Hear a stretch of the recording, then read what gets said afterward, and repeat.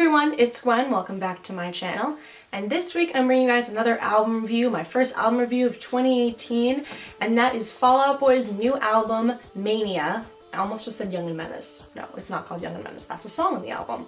No, their new album is called Mania, and there's been a lot of hype with this album. It was actually supposed to come out earlier than this, and they delayed it. They delayed the date for some reason, I don't quite know why. Their last album, American Beauty, American Psycho, came out in January of 2015, so it's been 3 years. We've been waiting a while, and I've been very excited for new music by Fall Out Boy. So today I'm going to be sharing my opinions and thoughts on Fall Out Boy's new album, Mania. I'm not a music critic, I'm just here to share my opinions. A lot of you guys specifically have asked my opinions on Fall Out Boy's new album, and I've been really excited to talk about it. If some of you guys don't know, usually with my album reviews, I'm just going to go track by track and talk about each song, and at the end I'll give kind of my overview opinion on the album as a whole. But other than that, let's get started. So the first song on the album is Young and Menace, and I'm sure a lot of you guys remember my reaction video to this song. This was the first single that came out for the album, and if some of you guys remember my reaction video to that song, you'll remember that I didn't really like it so much. There was a lot of cringing in that video. If you want to see the video, I'll link it right here, but I did post a reaction video to this song,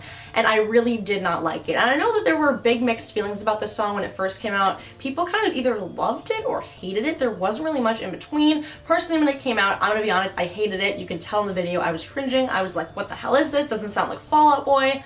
The song has grown on me a little bit. Like, the song itself, now I don't hate. Like, I can bop to it. I like EDM electronic stuff, but to me it sounds like a Fall Out Boy remix. It does not at all sound like a song that I would associate to be by Fall Out Boy, if that makes any sense. The song itself is fine. I think it has a great beginning that's perfect for the start of the album, so I really like that they open the album with this song. I think it's kind of fun. It has a nice slow beginning. I like the beginning of this song. This song to me is honestly great up until the chorus.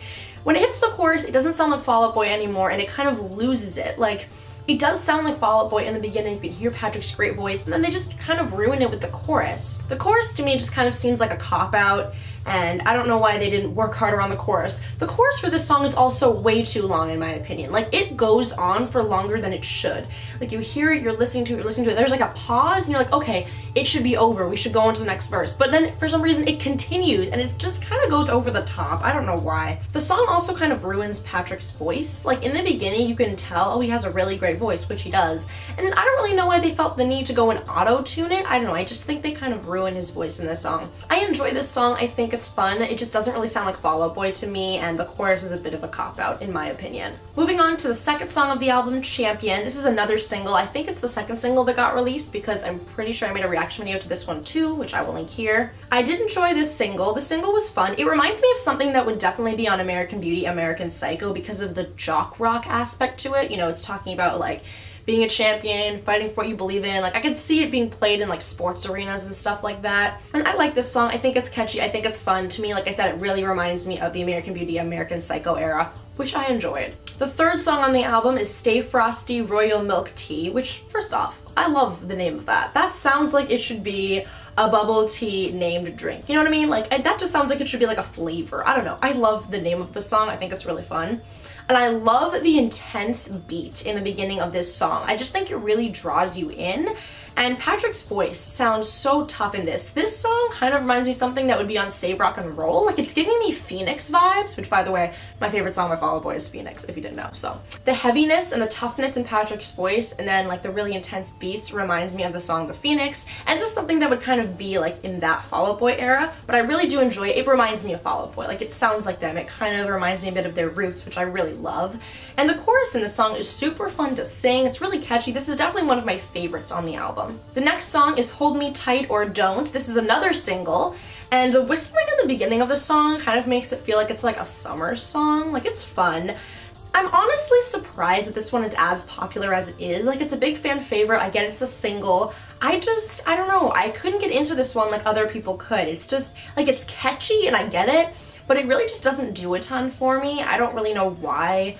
Like, it's fun and all. It's fun to sing, like I said, but I don't know, like lyrically and instrumentally, it doesn't really blow me away. I don't really find myself coming back to this single that much. I do though like Patrick's long held out note when he says, sharpens me like a knife, you know, when he like holds out knife. I really like that. It reminds me a bit of when he held out a long note in, I think it was Novocaine, whatever song that is from American Beauty, American Psycho, where he holds out that long note. I think it's Novocaine, but when he held out knife in this song, that's what it reminds me of. And I like it, you know, it's showcasing his vocals, like he can really sing. The 5th song on the album is the last of the real ones, and this is hands down, right now at least, my favorite song on the album. It's another single, it's my favorite single, and it's probably, like I said, my favorite song on the album right now. I just really enjoy this one.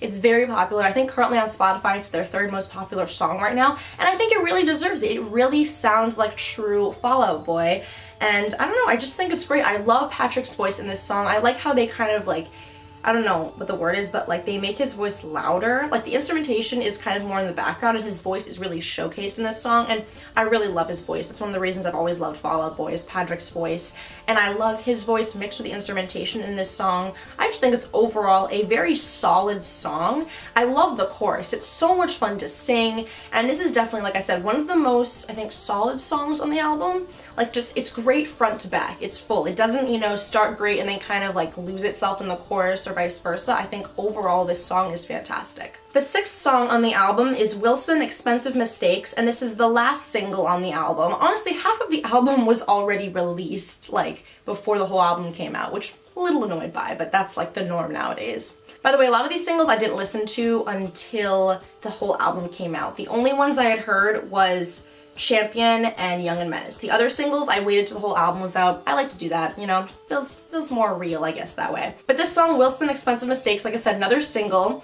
The beginning to me like does not sound like a Fall Out Boy song at all. I don't know what it is. I don't know if it's like the way Patrick's voice is or maybe the instrumentation, probably a mixture of both, but I wrote down that it kind of reminds me of Bastille, like the band.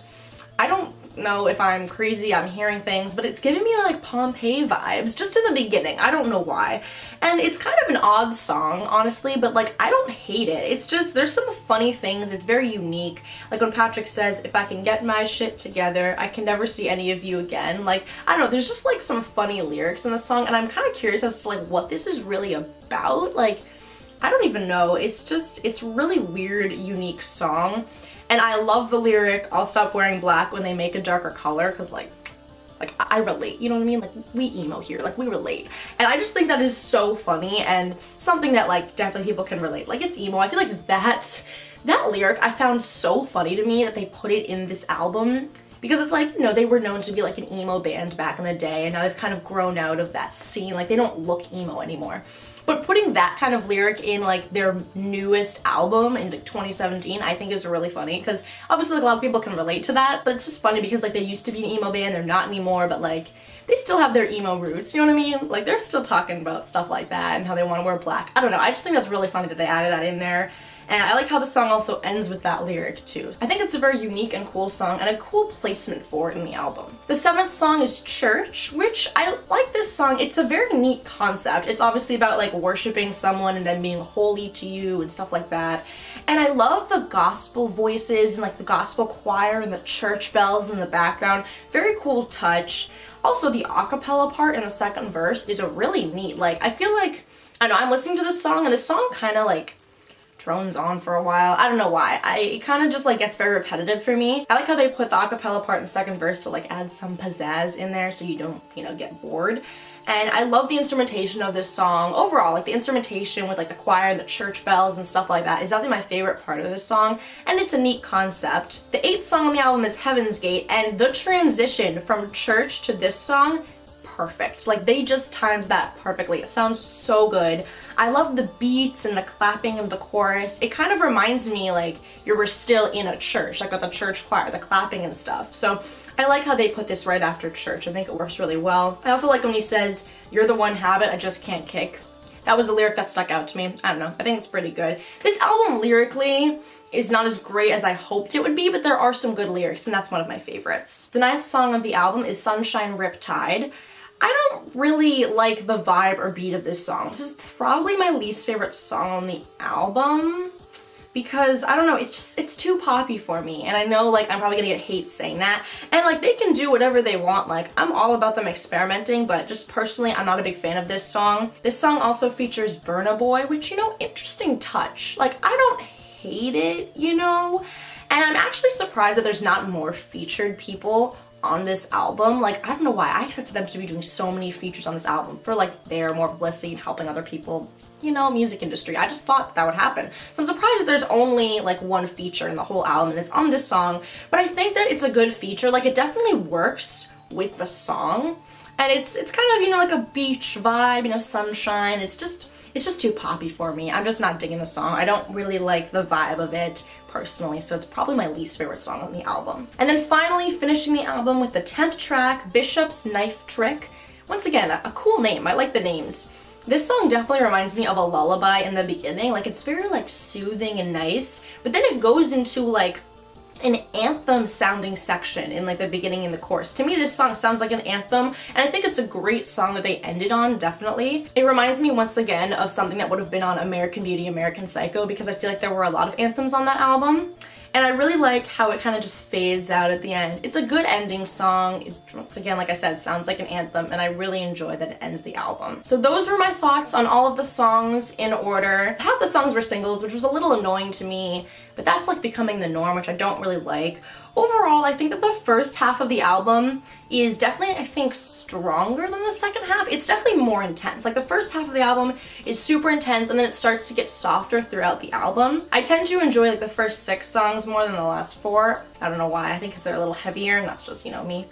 But I have to say though, that if there's something that I can applaud Fall Out Boy for this album, is the placement of all of the songs.